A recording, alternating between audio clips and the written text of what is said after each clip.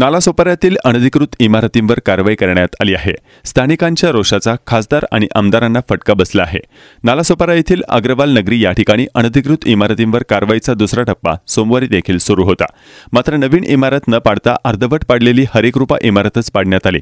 नालासोपारा येथील अग्रवाल नगरी या ठिकाणी अनधिकृत इमारतींवर कारवाईचा दुसरा टप्पा सोमवारी देखील सुरू होता। दरम्यान शनिवारी घटनास्थळी रहिवाशांना भेटायला गेलेल्या खासदार आणि आमदारांना रहिवाशांच्या रोषाचा सामना करावा लागला। दुसरीकडे या कारवाईला स्थगिती आणण्यासाठी पुनर्विचार याचिका दाखल करण्यात येणार असून यासाठी नागरिकांच्या सह्या घेण्यात येणार आहे। स्थानिकांच्या रोषाचा खासदार आणि आमदारांना फटका बसला। 2 दिवस कारवाई झाल्यानंतर रहिवाशांचे संसार रस्त्यावर आले होते। शनिवारी पालघर जिल्ह्याचे खासदार डॉक्टर हेमंत सौरा, नालासोपाऱ्याचे आमदार राजन नाईक हे रहिवाशांना भेटण्यासाठी गेले होते। मात्र स्थानिकांच्या रोषाला त्यांना सामोरे जावे लागले। आमची घरे तुटणार नाही असे आश्वासन दिल्याने आम्ही तुम्हाला मते दिले, मग आता आमची घरे का पाडली गेली असा सवाल स्थानिकांनी केला। भाजपने आमची फसवणूक केल्याची संतप्त प्रतिक्रिया येथील नागरिकांकडून देण्यात आली। ही कारवाई थांबविण्यासाठी सर्वोच्च न्यायालयात पुनर्विचार याचिका दाखल करून घरे वाचवण्याचा प्रयत्न करू असे आश्वासन खासदार सौरा यांनी दिले।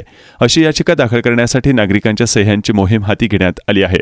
नालासोपारा पूर्वेच्या अग्रवाल नगरी येथील 41 अनधिकृत इमारतींवर कारवाई सुरू करण्यात आली आहे।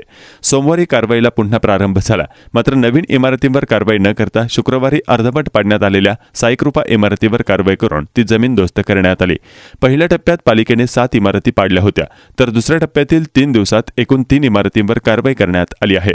41 इमारतींपैकी 10 इमारती आतापर्यंत जमीनदोस्त करण्यात आली आहेत। रहिवाशांना बाहेर काढणे, पडलेल्या इमारतींचा राडारोडा साफ करणे यामुळे कारवाईला विलंब होत आहे। पुढील इमारतींवर देखील कारवाई केली जाईल असे पालिकेचे उपायुक्त दीपक सावंत यांनी सांगितले। दुसऱ्या टप्प्यात कारवाईसाठी 4 दिवस देण्यात आले होते, मात्र इमारतींची संख्या जास्त असल्याने वेळ वाढवून मागितला जाईल असेही सावंत यांनी सांगितले।